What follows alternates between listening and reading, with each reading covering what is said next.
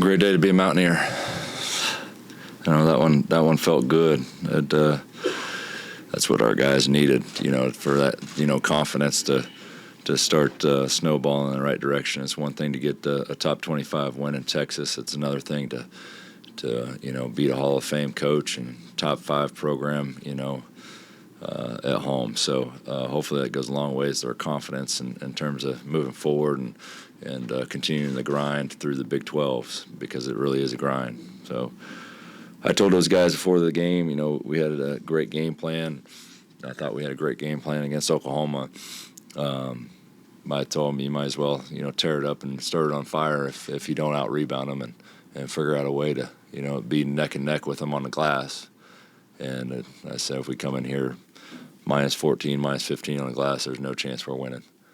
And, they heard it loud and clear and out-rebounded them by 9. So that was probably a huge difference in the game.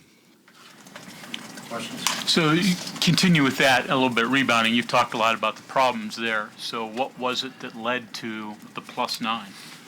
I think it was effort in a lot of ways. I mean, it wasn't, you look at sometimes it's a little bit skewed in terms of shooting percentages and who's getting those rebounds. But we were neck and neck with shooting percentage, and we shot 52, they shot 53.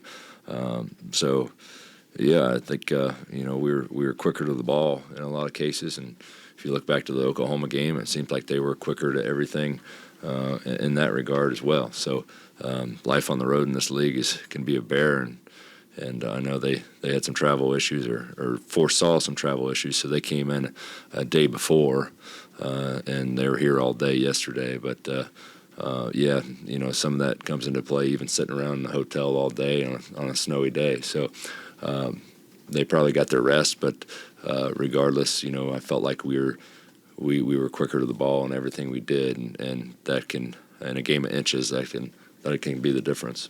Coach, there were obviously a lot of plays at the end of the game that are going to make the headlines, but the first half kind of stands out to me in the fact that both teams just couldn't really stop each other. Everyone's making, fantastic shots, and the game's tied at halftime. I mean, what can you say about the first half, and then how much did it play into this game? I'm not going to lie, I was very concerned. The game plan was, shore up the paint and do everything we can to keep Hunter Dickinson from beating us, as they just force it down low. He ended up with 19 points, but as I said, the one thing that I think KU is challenged with is all the guys or all the teams in the league, they don't shoot it all that well, or they don't shoot a high volume of threes. So I said, let's make them shoot us out of this game. If they're going to win, they're going to have to shoot us out of it. And so between Furphy and Timberlake, I mean, I think they had 5 threes between the two of them in the first half, and that ball kept on going down for them. So that was a bit concerning early. But consequently, on the other end, we were filling it up as well. So shots were falling for us, and so that was kind of we were neck and neck. So, but going into halftime, you look at it, and it's 51 all, and we've had a lot of halftimes where we came out flat and didn't really perform in the second half. But you give up 51 and a half. That's very concerning in terms of trying to win a tough Big 12 match anywhere, whether it be on the road or home. What's going through your mind when the students come out on the court? I didn't really think about it. It was, I was, I grew up in Kansas, and I was a Kansas State grad, and I have a huge Catholic family, and that 95% of people in my family go to Kansas State. So I've watched Big 8 basketball to Big 12 basketball, and KU's been always been a dominant program, and always respected that the year in year out that they were winning big, and so I think the first thing that came to mind is I think about my dad.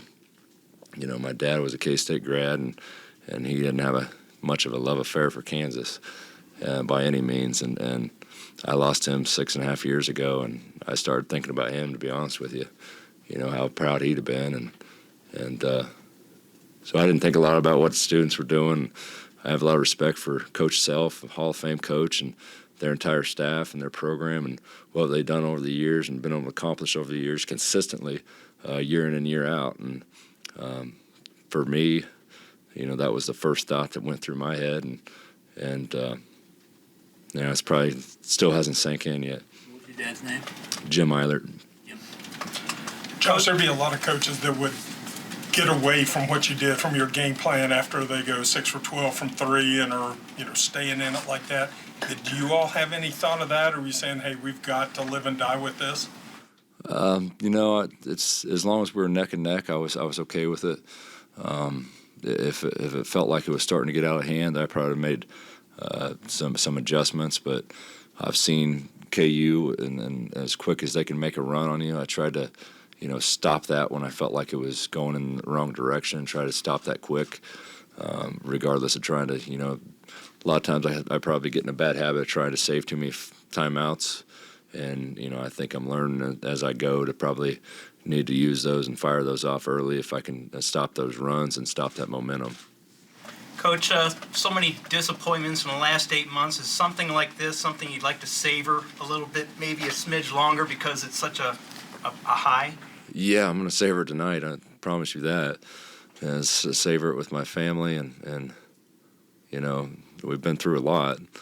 This fan base has been through a lot, and so it's just incredible that we were 6 and 11 going into this game, and we got 12,000 plus in here supporting us.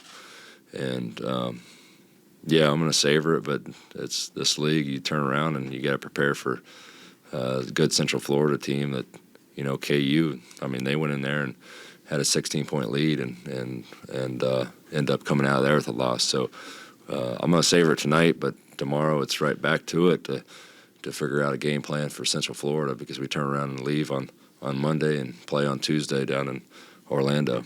Josh, so Jesse warms up, he's dressed, you didn't play him. I don't know if you ever even really sort of thought about it, but did you think about it, and how close is he to actually getting the game action? I think he's a lot closer than when I thought he was going to be. I didn't know how the appointment was going to go and how the pictures and or whatever it may be, X-ray or MRI, whatever they did. I didn't know how it was going to come out. And he got a good report, but he was in a brace until then, so he hadn't had any movement. We threw him out in practice yesterday, and he was raring to go and raring to try it out, and wants to do everything he can to help the team. And we went a little bit of 5-on-5, and it was a little bit tender when he started guarding guys. So we backed off real quick to make sure that we don't, set him backwards. We want to make sure that we have him moving forward, and we don't need to have a setback. You weren't tempted today. That decision was already sort of made. I mean, we had some conversations, Jesse and I said, what happens if we got two bigs in foul trouble and it's a tie ball game under 5 minutes? I mean, he's like, Coach, I'll do whatever it takes to win. I don't know if he can be very effective with it, but he's a team guy. He'll do anything for the team to a fault. So, but at the end of the day, I have to do what's right by Jesse and make sure, we don't set him back in terms of his career and his long-term. It's a bigger picture thing with him. Coach, would you agree that Sumnick outplayed Dickinson tonight? He was more aggressive, I would say tonight, yes, he got the most of him.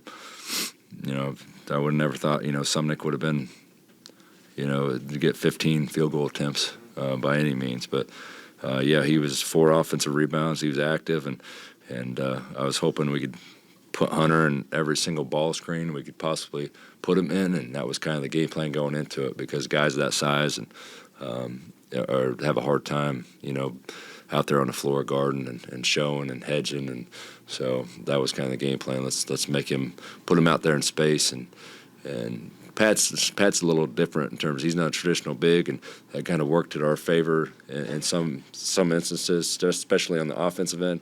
On the defensive end, certainly you got a mismatch down there, and we do everything we can to fight Hunter, and we had a game plan of doubling him because he is such a special player in a low block. So, but yeah, on the offensive end, I think the game plan in terms of attacking him, putting him in those ball screens is the way to go. Hey, Josh, your lineups tonight, your starting lineups, are they just reflective of the matchup in the game? It's not like a perpetual. It's just going to be, like I told this guy, Jozo didn't do anything wrong by any means. He's one of the best team guys we have. He's a program guy. And I brought him in as we're game playing, and I said, JoJo, this might be, that's probably not the best matchup scenarios, and I'm going to start a cook, and I always try to have those conversations with him before we go into game planning and practice, and he was 100% good with it. He said, do whatever we need to do to win, and that's the type of guys you need in your program, to where they don't hang their head and stew on something like that when it's really just a situational thing that we're, I think we had a better advantage with the size down low than having JoJo, which is kind of more of a 3 than he is a 4. Going forward, then, one of these days you get a 6'11" guy back. You started your 2 centers today. It just seems like this idea you have that could work. I mean, you have enough parts that you could mismatch. You can match up. There's so many teams in the league too; they're not all going to be the same. It helps us more than anything. It helps us putting people in their natural positions. Cook and Pat are really natural 4s. Pat's got more strength to him, more size, that he can handle himself better defensively down low. But I think what Pat, and I told Pat at the beginning of the year when we never really got a backup 5, I said the opportunity for you. And I don't know that he wanted to hear it that bad, but the best opportunity for you is to buy in to be that backup 5. And, we had Quinn, we had a Cook, and we had Pat. So all those guys are natural 4s. So, we didn't have that position. It got so late in the situation we were in the summer that we never really shored up a backup 5. So, we had to go to him with Jesse down, but we still had to figure out, even with Jesse in the rotation, try to figure out who was going to back him up. But Pat's done an incredible job, and he continues to build on that confidence each and every night, and just getting better and better for us. And some of that is just getting opportunity and taking advantage of the opportunity. He's 100% done that. 3 guards, pretty much every game. You think you can't see yourself? You can't see yourself snapping out of 3 guards, like 2-point guards, and I guess Raekwon's more like a 2-3, but. Yeah, I mean, I love having multiple point guards, in at the same time. That's kind of why I went away from Noah in the starting lineup and went with Kobe. Kobe's got more size and probably better matchups for a lot of these guys defensively in this league. But to bring Noah off the bench, where you can, I think I've talked about this before, is he can handle the ball and he can score the ball. So whether Ray gets 2 fouls or Kerr gets 2 fouls, you have an opportunity to shore that up with Noah. He's so versatile. And, he didn't – I talked about on the radio, he was 0 for 5 from the field, 17 minutes, but he's plus 18. That's how much he affects the game when he's out there. And so you don't always have to, score the ball to be effective, but, he got 4 points, 4 rebounds, 5 points, 4 rebounds, or 4 points, 4 rebounds, and he drew 5 fouls. So he's 6 assists. So it's nice to have him out on the floor, and gives you that versatility with his game. Coach, one more on the rebounding. It's obviously, you've talked about it since the beginning of the year. You've harped on it after losses, and it's the reason for a lot of losses. Tonight, you said it was more effort. I'm thinking about the battles, offensive rebound late, Quinn obviously on the free throw. Those are huge plays. When you talk about the effort, a lot of that, does it come because the other jersey says Kansas, or is there more to it than that?